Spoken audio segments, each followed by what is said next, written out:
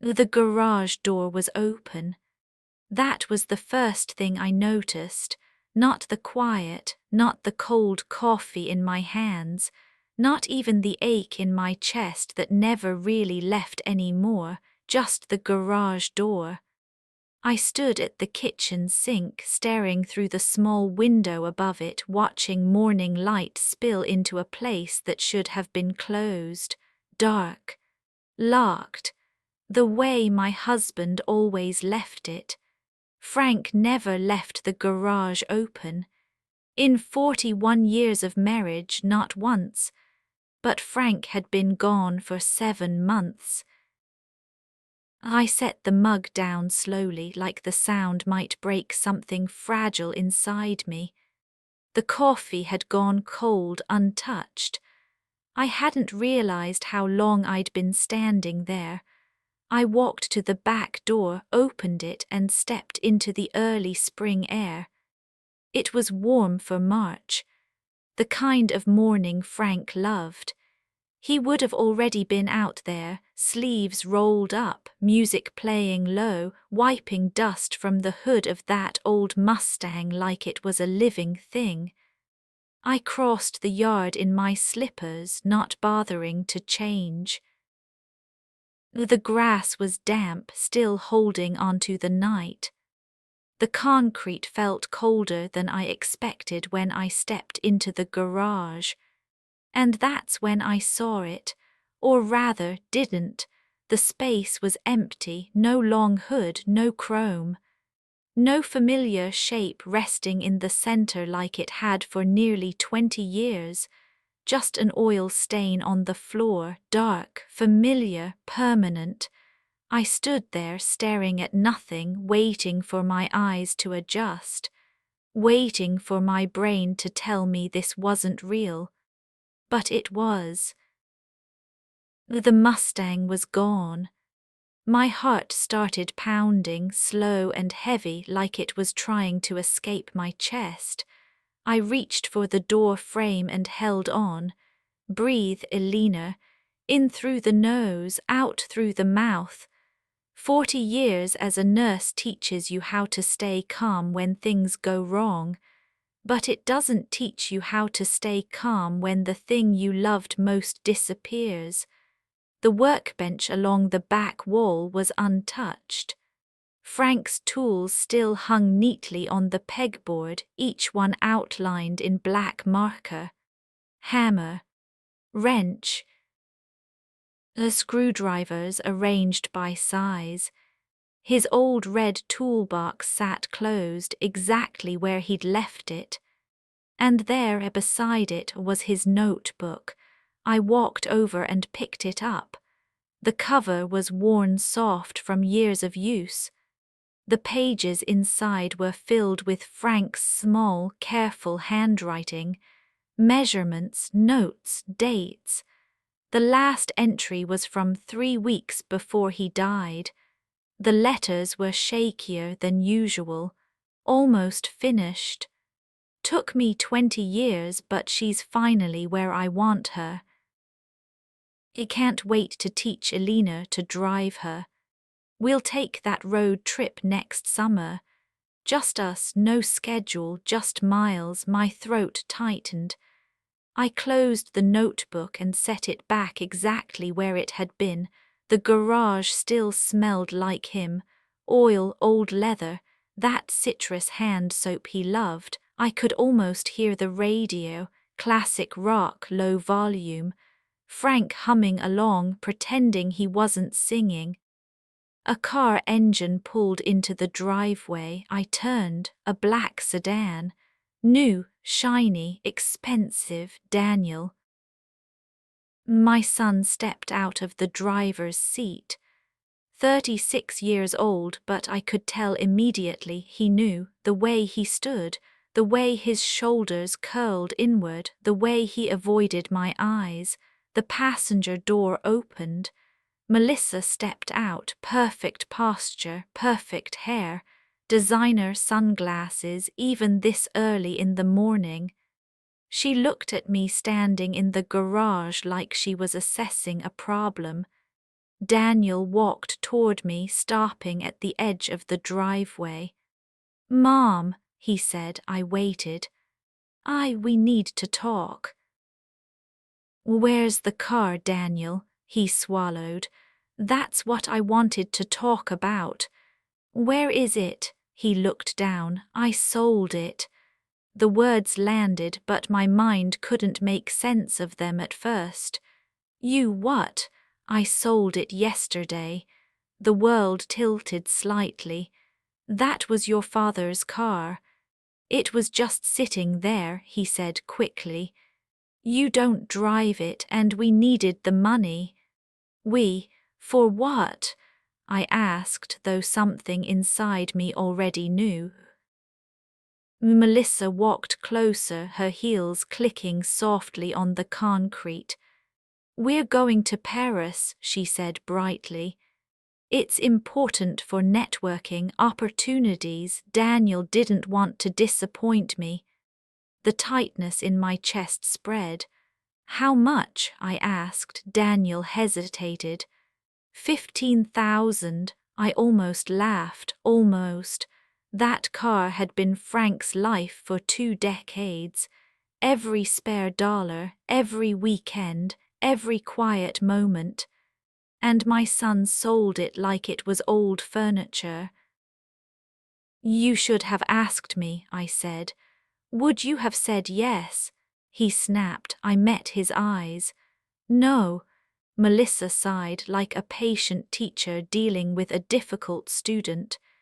"It's done, Elena. We leave tomorrow," she smiled. "We'll send pictures." They drove away. 15 minutes later, I locked the garage, turned off the light, and walked back into the house carrying Frank's notebook like it was the last piece of him I had left. That night I didn't sleep. At 6:12 the next morning the phone rang. An unfamiliar number. "Mrs. Brooks?" a man asked. "Yes. My name is Henry Caldwell. I own Caldwell Classic Motors." My heart skipped. "I have your husband's car." I sat up straight. "What?" "There's something Frank wanted you to know," he said softly. "Something he hid in case this ever happened." The man told me to come right away. Not later, not tomorrow. Now I didn't even change my clothes properly. I grabbed my purse, my keys, and Frank's notebook without thinking. It felt wrong to leave it behind, like leaving him behind again.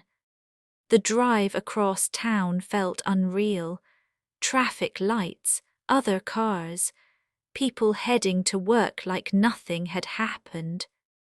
Meanwhile, my dead husband's car, the one my son sold without asking, was sitting somewhere waiting for me. And according to a stranger on the phone, it was holding a secret Frank had hidden for me. Caldwell Classic Motors was on the far east side of town, tucked behind warehouses and tire shops. A clean building, white walls, big glass windows. Rows of restored cars sat behind a metal fence, gleaming like museum pieces. A man stood outside the entrance, hands folded, watching every car that passed. I knew it was him. He walked toward me as I parked.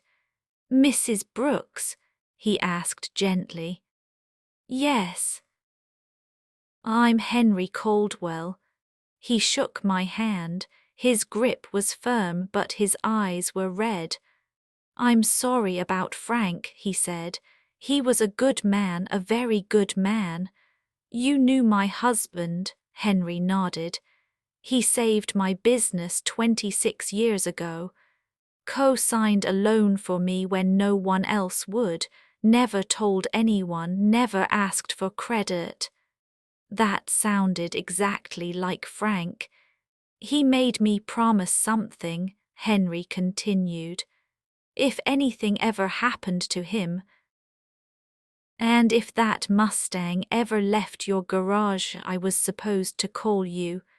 My stomach dropped. So he knew, I whispered. Henry looked at me carefully. He suspected. He led me inside.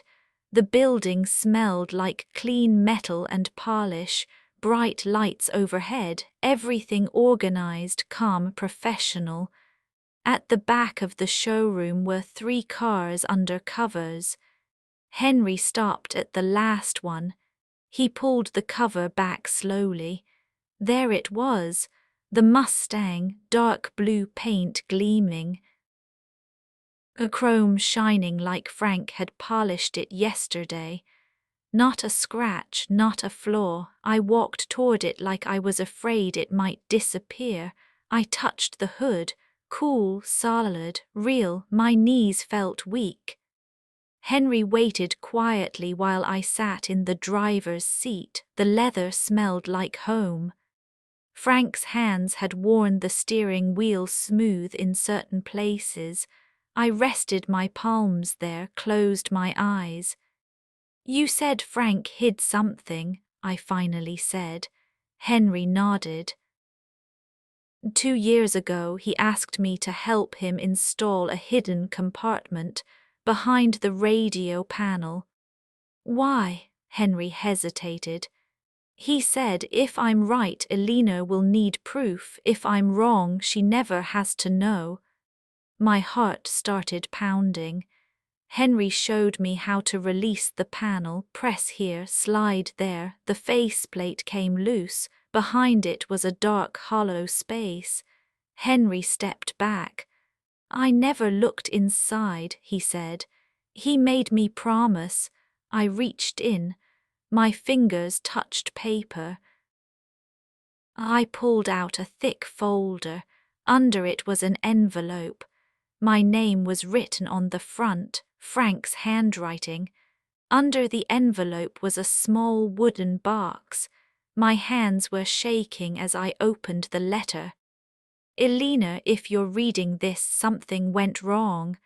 I wanted to tell you everything while I was alive, but I needed proof first. Real proof, not suspicion, not gut feelings. I've been watching Melissa for 18 months. She is not who she claims to be. Her real name is not Melissa Grant. She's used at least 2 names before this. She targets men with family assets and aging parents. I believe she plans to come after you next. If I'm gone, please finish what I started. Protect yourself. Protect Daniel. He's a victim too. The key in the box opens our safe deposit box at First Community Bank, box 219. I left something there for you. Henry is a good man. Trust him. I love you. I always will. Frank, I read it twice, then a 3rd time. If Frank had known while I was grieving, while I was trying to survive the silence. He had been fighting a quiet war I never saw. I opened the folder. Photos fell out. Melissa smiling at another wedding. Different groom. Older, grey hair, another photo, another wedding, marriage certificates, different states, different years, same woman, notes in Frank's handwriting, dates, times, questions she asked about Elena's health again, asked about house value, asked if Daniel has power of attorney. At the bottom of the last page, Frank had written, "Need solid proof before telling Daniel. She's skilled. He won't believe me without it." Tears blurred my vision. Henry sat across from me, silent. "He was trying to protect you," Henry said softly, "even after he was gone." "I need to talk to the men in these documents," I said. "The ones she married before." Henry nodded. "You can use my office." The first man's name was Robert Hale. Phoenix, Arizona, I dialed with shaking fingers. He answered on the fourth ring. Yes, my name is Elena Brooks, I said. I believe you were married to a woman named Melissa or maybe another name. Silence, then a slow breath. I was wondering when someone would call. Robert was 60, he told me everything. How Melissa met him at a grief support group, how she listened, comforted, never rushed him, how she slowly convinced him his mother wasn't safe alone, how they sold his mother's house, how the money disappeared, how Melissa vanished 2 weeks later. My mother died in a care facility she never needed, he said quietly, still asking when she could go home. I closed my eyes. Please, he said, stop her before she does it again. The second man, James Carter, told a similar story. Different city, same pattern, marriage, trust, isolation, money, gone. She studies people, James said. She knows exactly what to say. When I hung up, my hands were numb. Frank hadn't been paranoid, he'd been right. That afternoon I went to the bank. The key fit perfectly. Inside the box was a single envelope. Stock certificates purchased in 1995. I asked the bank manager to check their value. Her eyebrows rose. Mrs. Brooks, these are worth approximately $300,000. I sat down hard. Frank had left me security, freedom, and the ability to fight back. That evening I called a private investigator Frank had mentioned in his notes. Samuel Price, former detective. A calm voice, direct. I worked with your husband, he said. We were close to exposing her. I was waiting for your call. He laid it out clearly. She's in the early stages with your son, testing narratives, planting doubt about you. How much time do we have? Not much. When they get back from Europe, it'll escalate. What do? We let her make the next move and we document everything. 3 days later, Daniel and Melissa came back from Paris, tan, smiling, exhausted. I invited them for dinner, and I watched. Melissa controlled the conversation, talked about money, lifestyle, opportunity.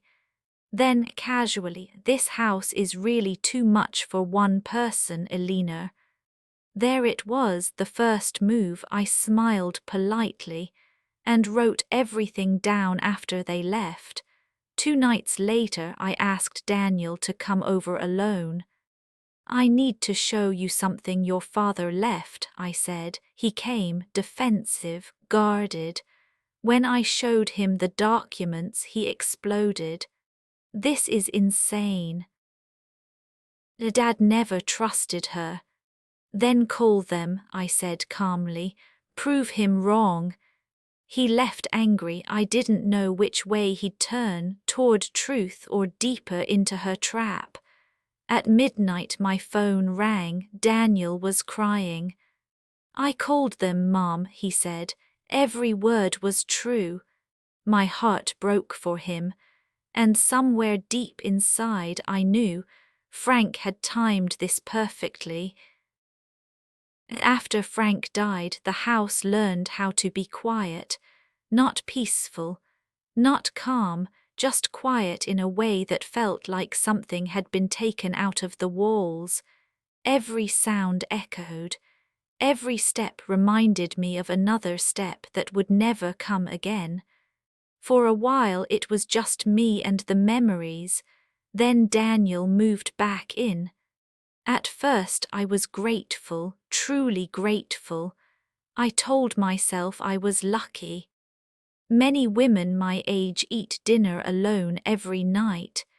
Many fall in their homes and aren't found for hours. My son was here, my child, and with him came his wife, Melissa. She arrived with perfect hair and careful smiles, carrying expensive luggage and a softness that felt practiced. She hugged me the way people do when they don't want to get too close, arms light, body pulled back, face smiling while the eyes stay cold. "I'm so happy to finally live together," she said, "live together." It sounded temporary when she said it, like a visit. But from the first week she acted like the house already belonged to her. She rearranged the kitchen without asking. My plates, the ones Frank and I bought on our first anniversary, were moved to the highest shelf. Heavy ones, hard for my hands. When I asked why, she smiled sweetly. "Oh, Elena, these modern cabinets are better for lighter dishes. You don't want to strain yourself." Strain myself. I was 72, not helpless, but I said nothing. That was the beginning. Daniel started changing too, not all at once. Slowly. He used to sit with me after dinner. We would talk about his work, his worries, the small things. Frank always said those small talks mattered most. But now after dinner, Melissa would stand and say, "Daniel, we should talk upstairs." And he would go, no eye contact, no explanation, just gone. I started washing dishes alone. She spoke for him more and more. If I asked Daniel a question, Melissa answered. If I suggested something, Melissa corrected me. If Daniel and I disagreed, she laughed it off. "Oh, Elena, you're old-fashioned. Things are different now." Old-fashioned, that word stayed with me. One afternoon I overheard them in the living room. I was in the hallway folding laundry. Melissa's voice was low, careful. "She doesn't need the whole house," she said. "It's too much responsibility for her age." Daniel didn't answer right away. Then he said, "It's her home." Silence. Then Melissa sighed. "I just worry about safety. What if she falls? What if she forgets the stove? You'd never forgive yourself." I held the laundry basket tighter. She was planting fear. Carefully, patiently. That night Daniel asked me questions, not casual ones, serious ones. "Mom, have you thought about downsizing?" "Mom, do you still remember all your bills?" "Mom, where do you keep important documents?" I answered calmly, but inside something was breaking. These weren't his questions, they were hers. Melissa began watching me. I could feel it when I counted my pills, when I checked the mail, when I paid bills at the table. Once I caught her standing in the doorway staring at my purse. She smiled when I looked up. "Just checking on you." I started waking up earlier. At dawn, before they came downstairs, I would sit at the table with Frank's notebook. I read his handwriting again and again, dates, names, careful notes. He had known.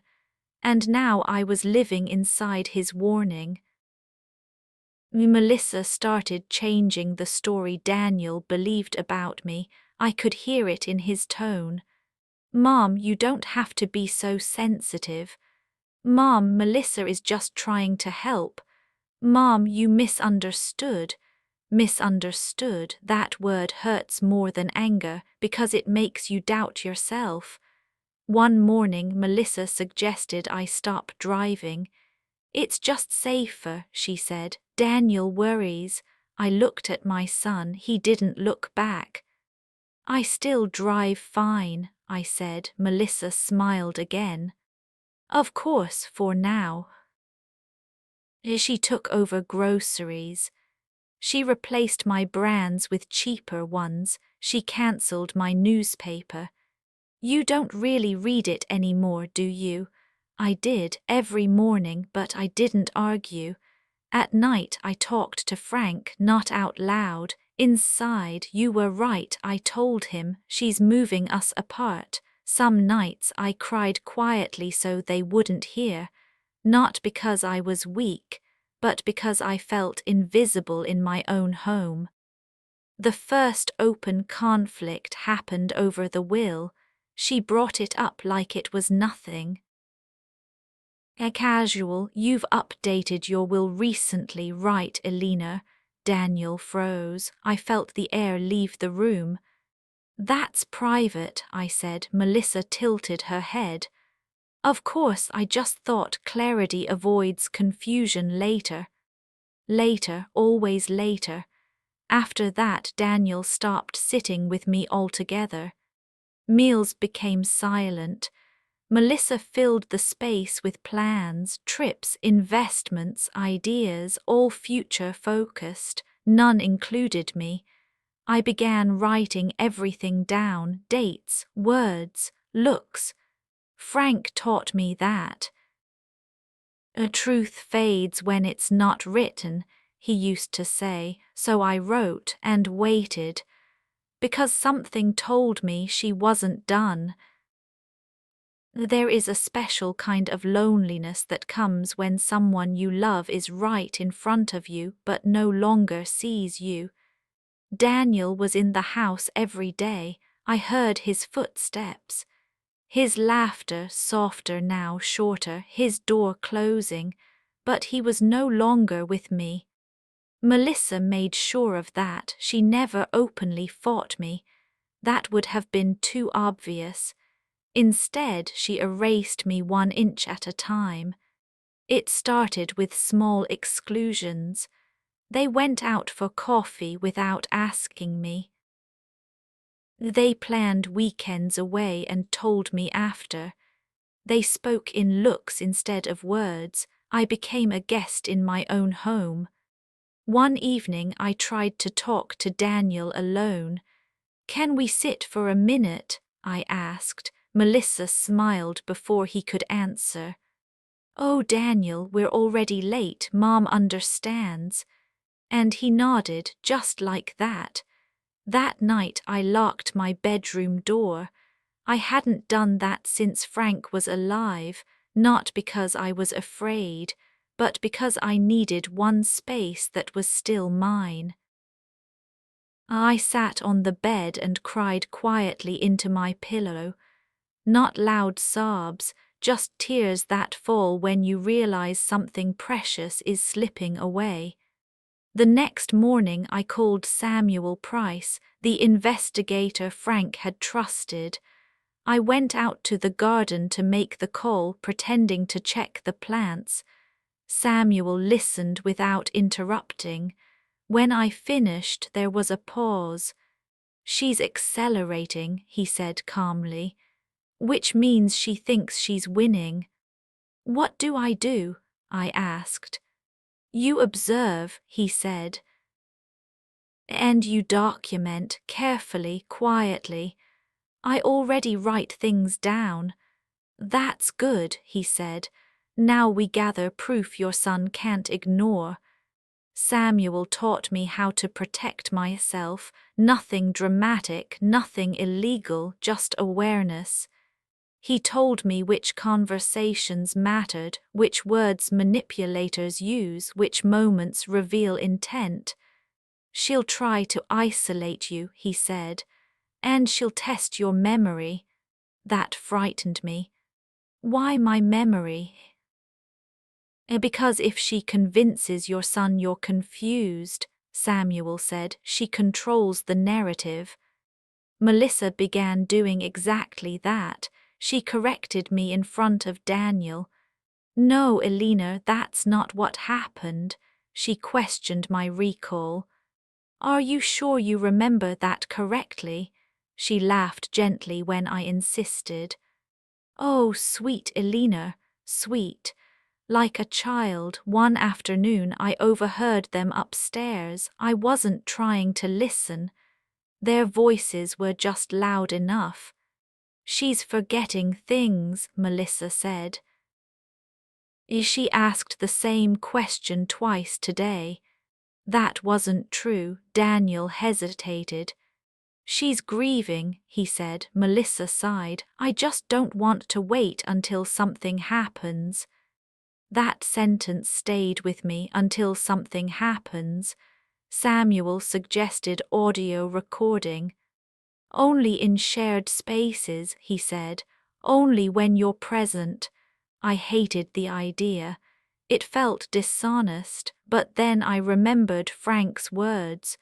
Truth fades when it's not written, and sometimes when it's not heard. The first recording was accidental. Melissa didn't know my phone was on the table. She thought we were alone. "I don't understand why Daniel hasn't talked to you about the house yet," she said calmly. "I'm not ready," I replied. She leaned closer. "You won't be ready," she said. "That's the problem." Her voice was cold now. "No one expects you to live here forever." Forever, as if I was already half gone. Another recording caught her tone changing when Daniel entered the room. Soft, loving, concerned. "Elena was just telling me she's tired today," she said sweetly. Concern as a weapon. The hardest part wasn't the manipulation, it was watching my son believe her.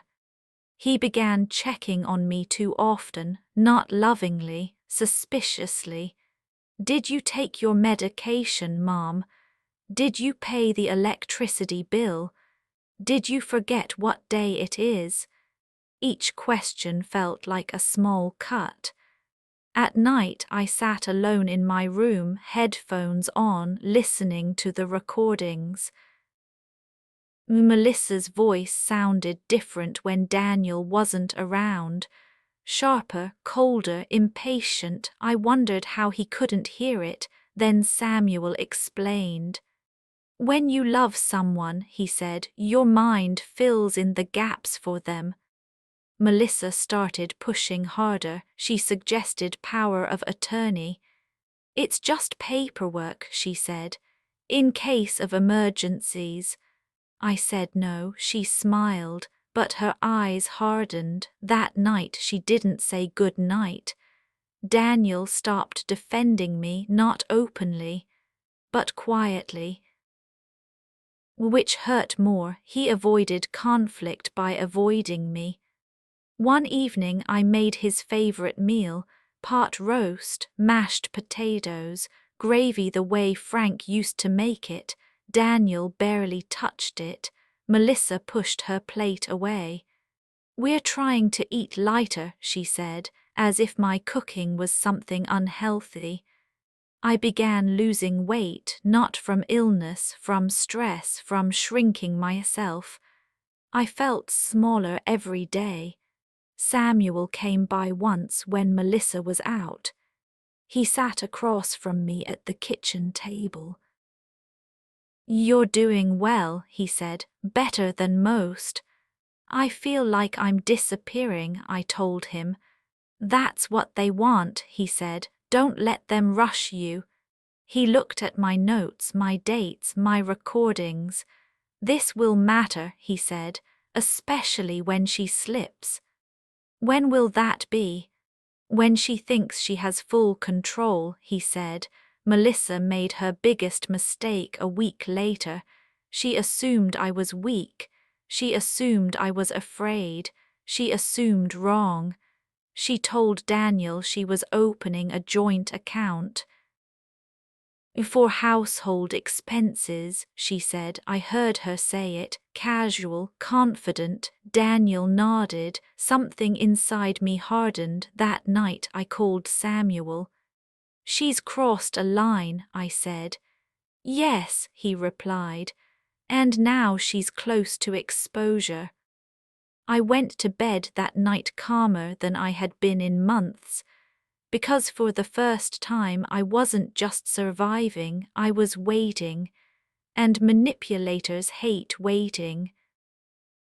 The night everything broke open, the house felt wrong, too quiet, too careful. Melissa moved through the rooms like she already knew she was leaving. She packed without rushing, folding clothes neatly, choosing what to take and what to abandon. Daniel watched her from the doorway. I watched both of them from the hallway. No one spoke. Finally, Melissa turned to him. "I need space," she said calmly. "Your mother doesn't trust me and it's poisoning this house." Daniel looked at me. I didn't defend myself. I had learned something important. Truth doesn't need shouting. When she left, she didn't slam the door. She smiled. That frightened me more than anger ever could. Daniel came to my room an hour later. He sat on the edge of the bed like he did when he was a child and had done something wrong. "She said you're confused," he said quietly. I took a breath. "Then listen," I said. "Don't argue, just listen." I played the recordings, one by one. Melissa's voice changed the room. Each sentence landed heavier than the last. Daniel covered his mouth. "She never talks like that to me," he whispered. "That's the point," I said. When the final recording ended, he cried, not loudly, just the kind of crying that comes when trust collapses. "I sold Dad's car," he said suddenly. "She told me you wouldn't mind." My chest tightened. "We'll talk about that later," I said gently. Right now there was something more urgent. At midnight, Samuel called. "She's withdrawing cash," he said. "And she booked a one-way flight." Daniel stood up. "Where?" "Out of the country." Daniel didn't hesitate. "Stop her." We reached the airport before sunrise. The air smelled like coffee and anxiety. Travelers rushed past us unaware. Samuel stood near security, phone to his ear. Police waited nearby. I spotted Melissa near the terminal entrance. Perfect hair, calm walk, she looked free. Until the officer spoke her real name. For a moment she froze, then she ran. She didn't get far. The security caught her near the gate. When they pulled her up, her face changed. No smile, no softness, only rage. "You did this," she screamed at me. "You miserable old woman." Daniel stepped in front of me. That was the moment I knew I hadn't lost him. The officers read her charges: fraud, identity theft, elder abuse. She laughed until they mentioned the recordings. Then she went silent. As they led her away, she turned once more. "You should have died before you became a problem," she said. I looked her in the eyes. "I didn't," I said, "and neither did the truth." When she was gone, Daniel held me, for the first time since Frank died. "I'm sorry," he whispered. "I should have seen it." "You did," I said, "eventually," and that was enough. After Melissa was gone, the house felt lighter, not empty, just calm, peaceful. I moved through the rooms slowly, noticing things I hadn't before. The morning sunlight spilling across the kitchen table, the gentle hum of the refrigerator, Daniel's shoes neatly by the door instead of scattered around. It was ordinary life, and yet it felt miraculous. Daniel and I didn't speak much at first. Words weren't necessary. He sat with me in the living room. We drank coffee, warm and quiet, while the world outside carried on. Sometimes he looked at me with a question in his eyes, but it was never asked. We didn't have to. We were rebuilding slowly, carefully. Weeks passed, days returned to routine. And then Daniel came running to me, a grin I hadn't seen in years on his face. "Mom," he said, "I think it's time." I raised an eyebrow. "Time for what?" He pointed to the driveway. There it was. Frank's old Mustang, polished and gleaming like it had just rolled out of the showroom. "I had it restored," he said, voice shaking. I thought you'd want to drive it again." Tears came before I could stop them. I ran my hand along the hood, feeling the cool metal beneath my fingers. It wasn't just a car, it was a memory, a promise, a bridge to the past we thought we had lost.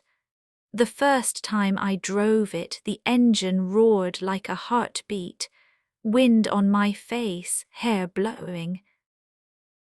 I laughed, soft and free, and Daniel laughed with me. I realized then, life can feel new again, even after pain, even after betrayal. We talked that night under the dim glow of the kitchen light about Melissa, about Frank, about all the years of grief we had carried silently. "I forgive her," I said finally. Daniel looked shocked. You forgive her?" "Yes," I said. "Not for her, Daniel, for me, so I can breathe, so we can breathe. She doesn't get to live in our hearts anymore." Daniel reached for my hand. "I forgive her too," he whispered, and in that moment something heavy lifted. The house wasn't just a home again, it was ours, fully, completely. Days turned into weeks, and slowly we returned to living. We laughed over small things, cried over memories of Frank, and celebrated victories too tiny for anyone else to notice. The Mustang became our ritual, morning drives, evening rides, a way to feel alive together. One evening I sat on the porch looking at the sunset. Daniel beside me sipping tea, he nudged my shoulder gently. "Mom," he said softly, "thank you." "For what?" "For being brave, for showing me how to stand strong, for never giving up on us." I smiled, feeling the weight of everything we had survived. "I didn't do it alone," I said. "You were always with me, even when you didn't know it." And in the golden light of that evening, I understood something important. Love leaves behind more than memories. It leaves strength. It leaves hope. It leaves us together. The Mustang waited in the driveway, engines silent but ready. Daniel and I didn't need words to understand each other anymore. We had lived through fear, betrayal, and grief. We had laughed again. We had cried again. And now we could live again.